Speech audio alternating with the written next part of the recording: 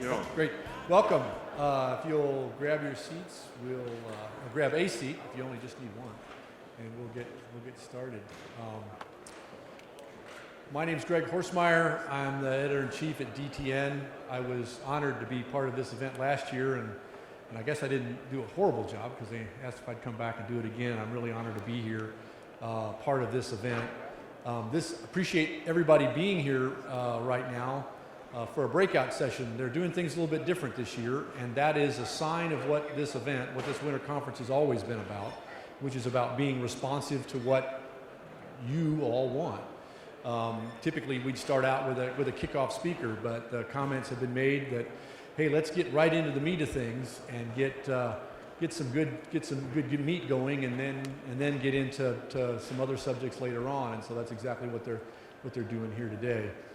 And a couple of housekeeping things. Please turn off the cell phones or set them on buzz or whatever. If you get a phone call, it's better to go outside and try to have the conversation.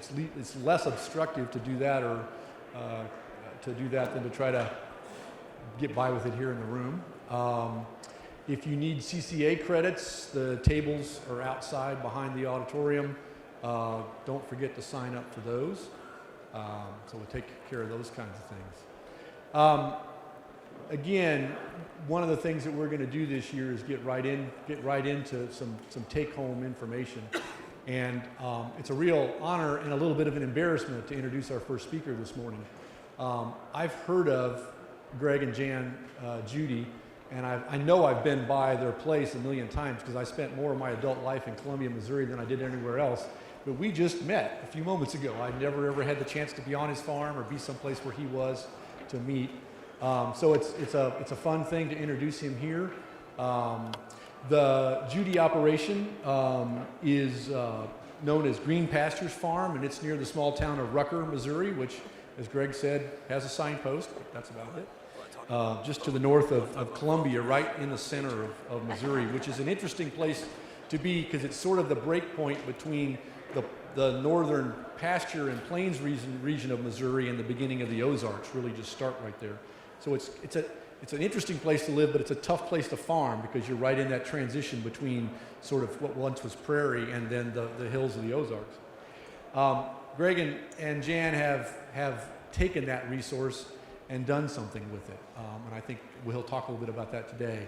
And that's develop a cattle, sheep, horses, goats, pigs, chickens, all on pastures, and all with the focus on trying to increase the soil structure, make the land better than it once was, and do it and make a profit as well. So with no further ado, please welcome Greg Judy. Thank you, Greg. Well, thank you all. It's an honor to be here and speaking to you all this morning. My title this morning is Building Healthy Soil with Mob Grazing. And basically what we're going to be talking about is, he talked about a little bit, Greg, on the introduction. We are in some pretty worn out land. It's more of the Ozark type stuff. And but it's very good grazing land if you learn to manage it correctly. So we're going to talk about, if you're going in on a degraded resource, land that needs some help, it's pretty costly, right? We need to figure out how can we improve this land without spending a ton of money and bankrupting us in the process. And so we've been using a term called mob grazing. We're using animals. And we're going to talk about that process a little bit this morning. One of the things that we did is we changed the grazing methods. We used to do MIG, which is, there's nothing wrong with MIG, management intensity grazing, except for we took it a step higher. We're watching with high density, planned grazing or mob grazing, or there's been a new term called adaptive grazing, which I think is actually a better term. What you're doing is you're trying to actually build some soil. We're not just feeding the animals. We're trying to feed the soil. And folks, that's where it all starts. It all starts in the soil. If we'll focus on the soil, you hear people say, well, we're grass farmers. No, not really. I think we're microbe farmers.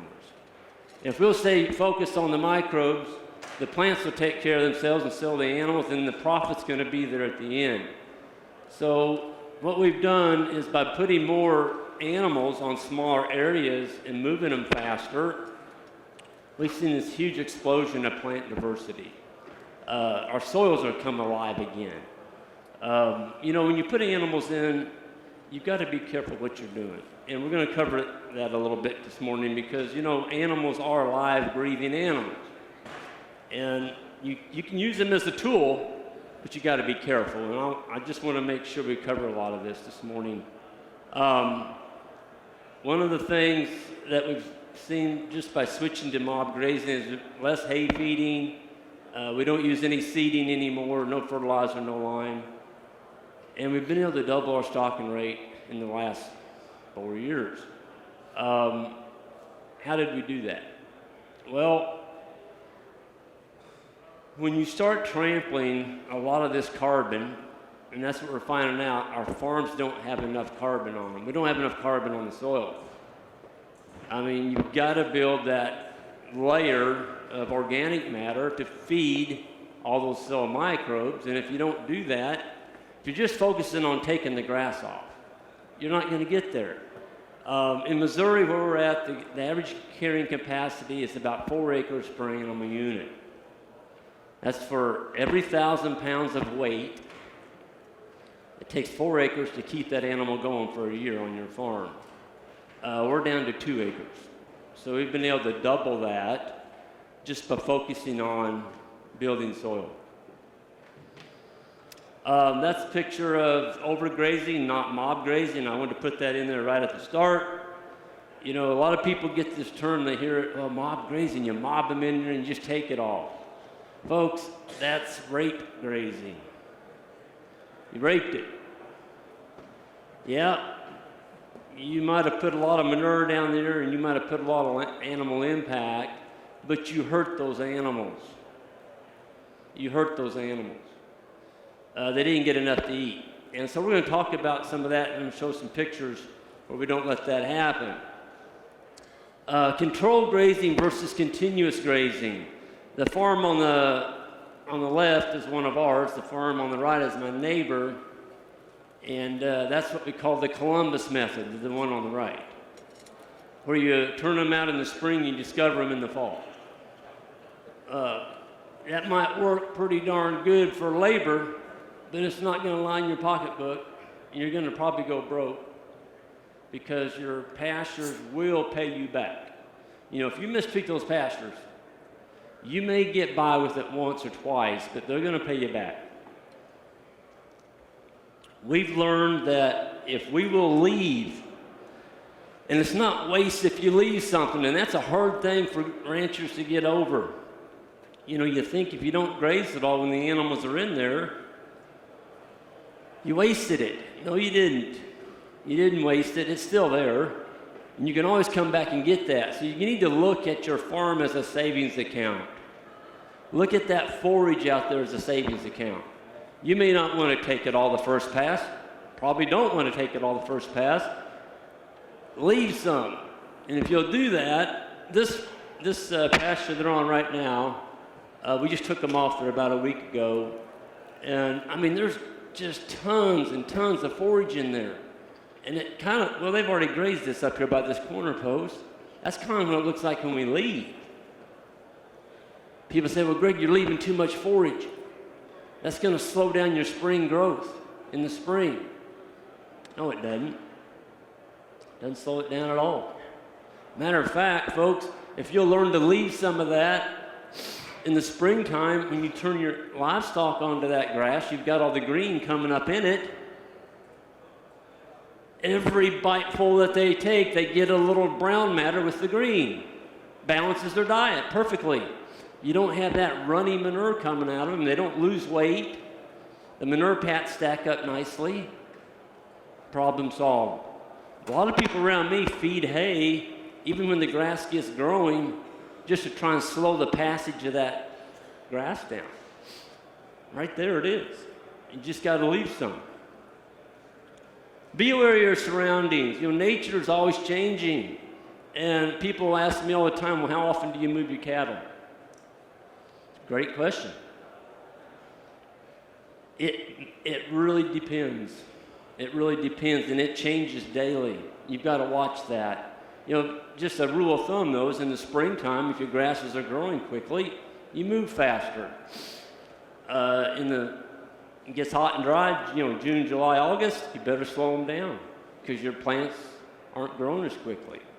We're in a lot of cool season grass type area. And so in the summertime, our plants will go dormant. But what's really exciting on our farms, we're starting to see a lot of the native warm season perennials come back now. And that's because of the way we're grazing. We're giving it enough time between grazing. So we're starting to see the big blue stem come back. We've got Indian grass. We've got Eastern gamma grass. I'm pretty excited about that. We didn't plant that. It's just coming back. What works today may not work tomorrow. You know, and I think that's, you know, this adaptive grazing. That's why I like that term a lot better, because you need to be out there watching. You need to be monitoring.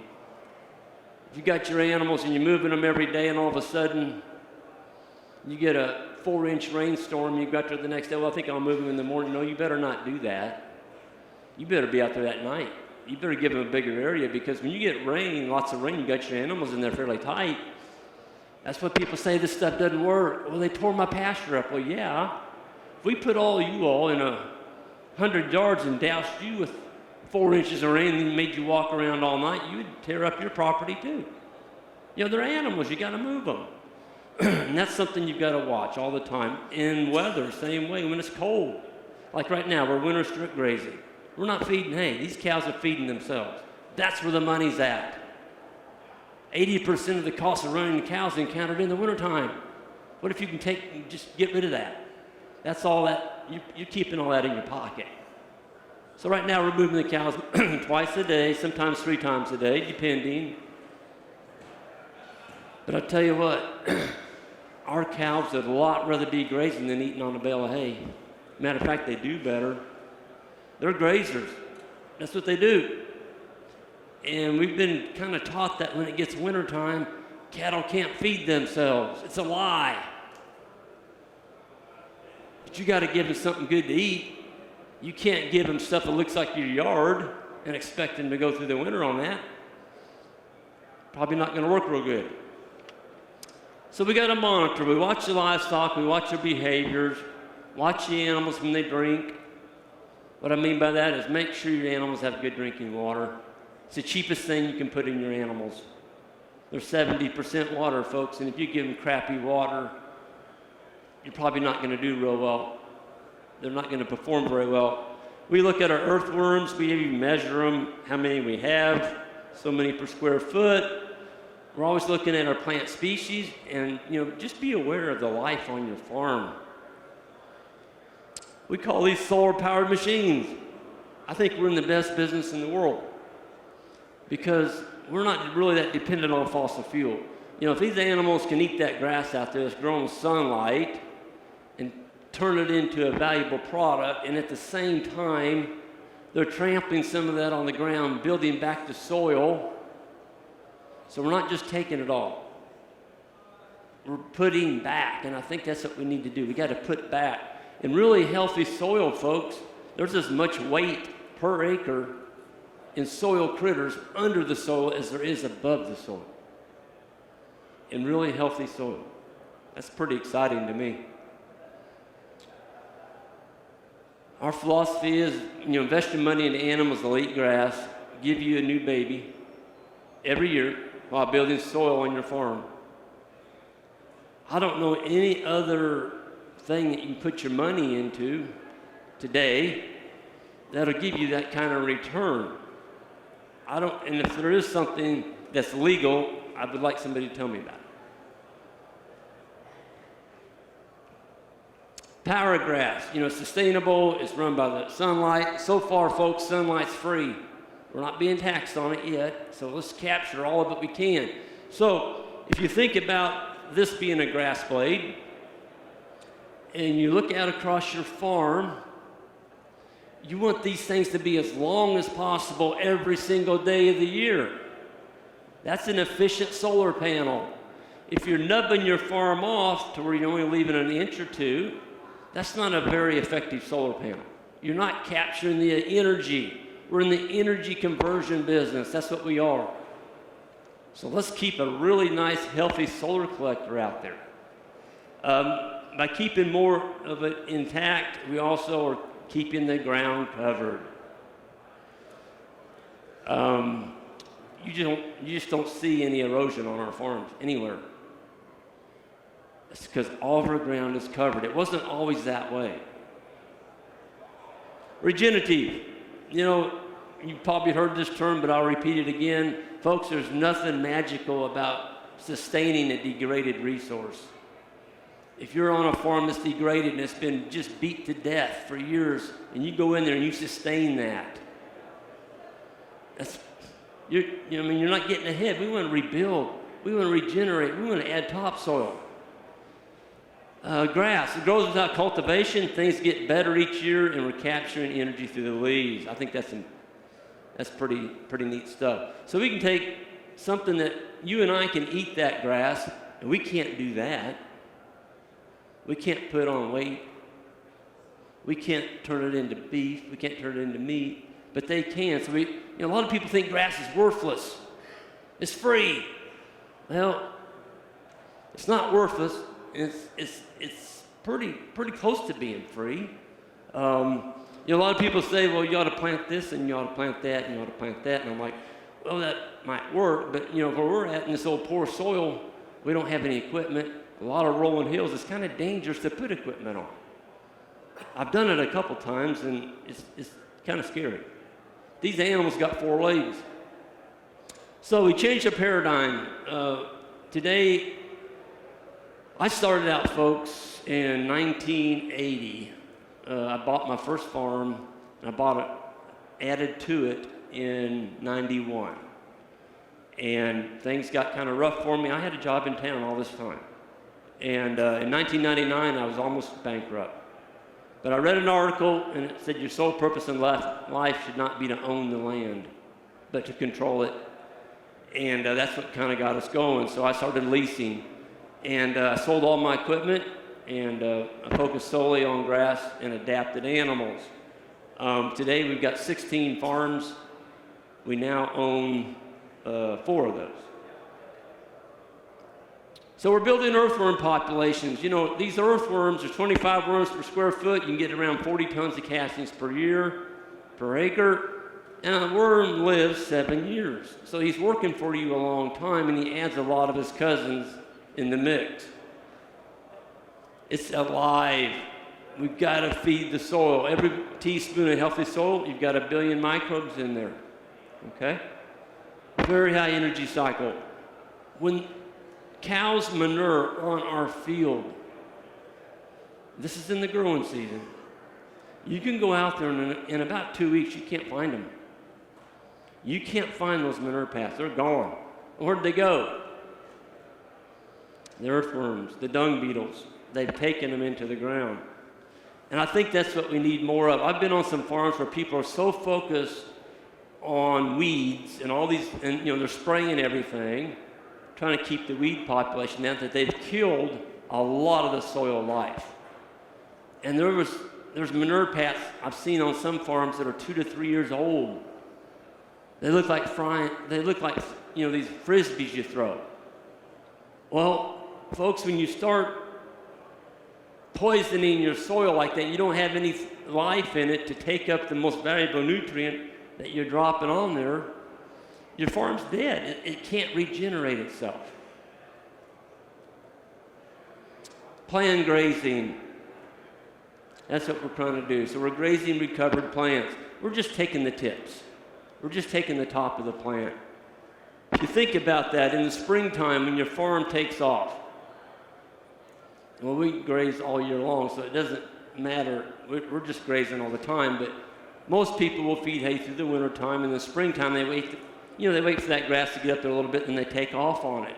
Well, I think a big problem is taking off too soon.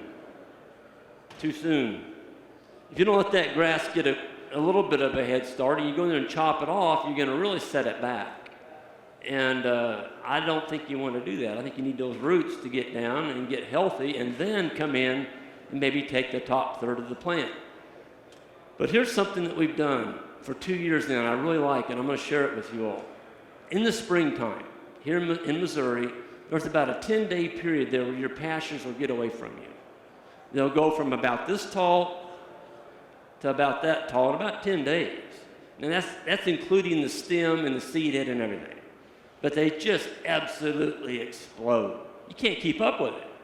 And everybody around me goes, man, I wish I had 500 cows instead of the 100 I've got. And then 3 weeks later, like, man, I wish I could get rid of these cows, and I don't need them because the grass has slowed down. So it's an issue. It's growing real fast. You need a lot of animals. And then about a month later, you don't need so many animals because your plants have slowed down. So here's what we've done. We try and go around our farm as quickly as we can in the spring. We're flying. We are not focusing on mob grazing. We're not focusing on density. We're just trying to get one bite and gone. One bite off the plant and gone. We don't get every plant grazed, but we're moving them. We're getting them across these farms. I'm monitoring where I started at. When I see those plants recovered, they're almost ready to put a seed head on where I started grazing at. I don't care where I'm at on my farm, I stop. I just stop. I don't go any further forward. I just act like I don't own it. And I go back to where I started in the spring. Those plants are still vegetative. They're recovered. And folks, those cows will flat turn and burn on that. It looks like vegetative ryegrass. It's beautiful stuff. Yes, all that stuff you left off in the spring that you didn't graze, maybe it's a third of your farm. It's mature. It'll go to wood, whatever, let it go. Just let it go. But start back through that rotation again. Okay. By the time you get through your second rotation, this is what we're doing in Missouri, central Missouri. We're into about July 15th. It's hot. Now we're looking at that third of the farm we left off. It's got tons of regrowth coming up in it. Lots of green coming up in the bottom of it. Folks, some of that stuff will be about right here. You can't hardly walk through it. You put those cows in there at fairly high stocking density, move them frequently. You talk about putting down some carbon. Those cows will trample that. They'll trample that stuff on the ground. And we're starting to rotate which farms we do that with in the springtime. And that third of the farm that you do that with, that's your strongest winter stockpile. Did y'all hear that? That's your strongest winter stockpile. Why is that? Well, first of all, you didn't graze the plants, so they had a chance to put down a really healthy root system. Then you also fed the soil all that carbon, trampled it. Then you left it, let it grow till fall. Man, you talk about putting down some hay or growing some hay. Whew. There it is. There's July 15th. So we've got the cattle in there. I've got another picture I'll show you what it looked like when we took them out. We're basically duplicating what happened for over thousands of years, and that is, we're trying to keep the animals tighter, all about diversity. In nature, before a white man arrived with a firearm, there was large herds of buffalo that came across out here in Missouri. Why were they in tight groups? Were they because they liked each other? Nope. There was predators out there, and if they got outside that mob, they were picked off by the predators. Well, we don't have predators anymore in that kind of style, but we do have a predator. It's our electric fence. So we can use technology to do some pretty neat things. I think you need to monitor your pastures. When you walk across your pastures in the morning, look to see what's happening out there. Get down on your knees. Get off your four-wheeler. Get out of your pickup truck. Hopefully you're not driving your pickup truck out on your pasture. I've stopped doing that. I used to do it. I didn't think anything about it. And I got thinking about all that soil life that I'm crushing. Kind of bothered me, so we don't do that. Four-wheelers, I'll do that, but not a pickup truck. I think you need to see some of this stuff. Sustainability, not being profitable, we got to maximize those green solar blades. That's what we got to do. and it's free. We can capture it through the livestock, and the outside inputs. Boy, you can spend a lot of money on stuff, but I found out, how many tractors have baby calves. I have found that the more metal you can walk around and look on a farm, it's destroying your wealth. Now, if you're a crop farmer, that's a different deal. You've got to have the equipment. But I'm talking from a livestock perspective. So you guys on cropping, don't shoot me, please. We just invest in room and tanks. That's what we're trying to do. This is a farm that we just leased last fall. 50 years, no livestock. And folks, in my old life, I would have thrown a match to that because it had all that duff on it. I mean, there's 50 years of accumulated duff. And, you burn all that stuff off and then let it come back. Boy, it's pretty. Green. Cows eat it good. But that's carbon. If you can put cattle in there and trample all that dead stuff on the ground, you really have put yourself in front of the cart. Because it's all organic matter. If you throw a match to it, it's gone. Just put it all up in the air. Where here you can actually use it to feed something, feed the soil. So, I was over in South Africa several years ago. And every direction you turn over there now in South Africa, they're burning that country. They are burning it everywhere. Everywhere you look, you see a fire. I don't care what time of day, you can look in any direction in the horizon, you'll see a fire. And the natives really believe unless they burn their grass, their animals will starve to death. Well, my good friend, Ian Mitchell-Ennis, he's a South African rancher, and Ian doesn't burn. Matter of fact, he's got to put burn lines around his ranch to protect it from people throwing a match out. What they're finding over there is that they're rapidly turning it to desert. Folks, burning promotes plant spacing. The plants get further apart. Grazing promotes plant density. The plants come closer together. So I think we need to think about this a little bit before we throw a match down. You got carbon out there. Is there any way we can get that on the ground? Get that stuff on the ground. This is one of our interns. That field that he's sitting in there, that was all broom sedge when we leased that farm. Broom sedge is a worthless grass. Your animals will starve to death on broom sedge. And we drew that broom sedge up tall. We didn't graze it till it got tall and mature. Then we brought the animals in there and we unrolled hay on it and made them just beat it up. It looked like a feedlot when we took them out. That's what came back. So with stuff like that, just fresh trip, getting the litter bank on the ground, that's what that is. The animals were on that for 8 hours. And they left a lot of good feed there, but you know what? Our soil really appreciated that. This is the riparian zone.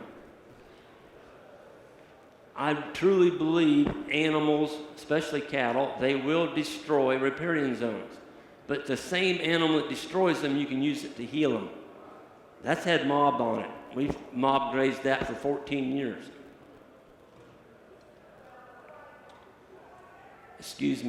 16 years. We got that farm, that was all dirt. The guy continuously grazed that. He had about 300 head of cows on there. They never got off of it ever. And they just destroyed it because that's where they stayed at, was down along that creek. Well, then our cattle don't have a chance to stay there. They're only there for 8 hours and they're gone. So we got to look at time. How long are animals on a place? There's some of our big blue stem that's coming up. That's Kentucky 31 fescue. That's our primary grass in mid-Missouri.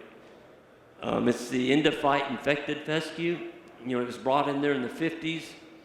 They put it on the waterways and the crop fields to hold the waterways, and it did a really good job. It took over. I mean, Missouri,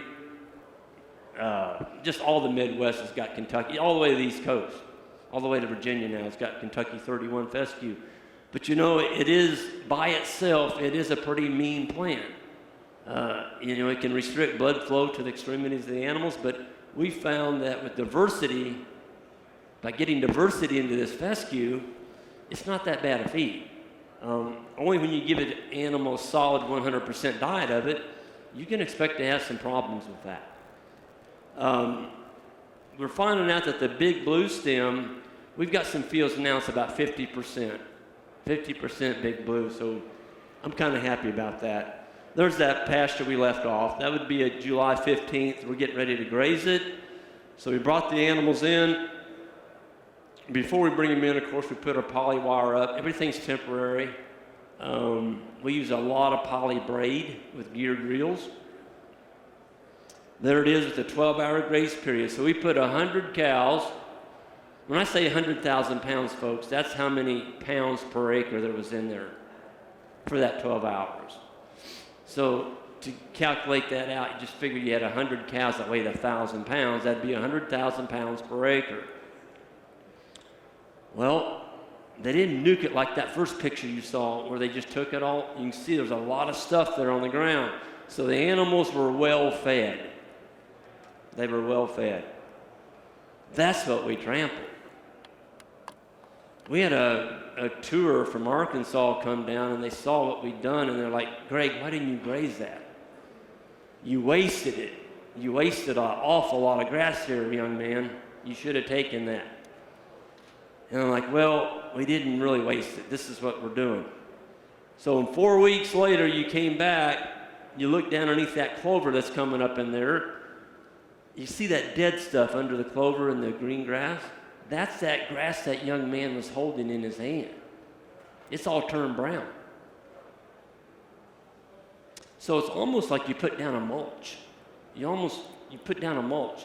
Those of you all that garden, when you put your tomatoes out and you put a nice layer of mulch around them, doesn't that help preserve the moisture?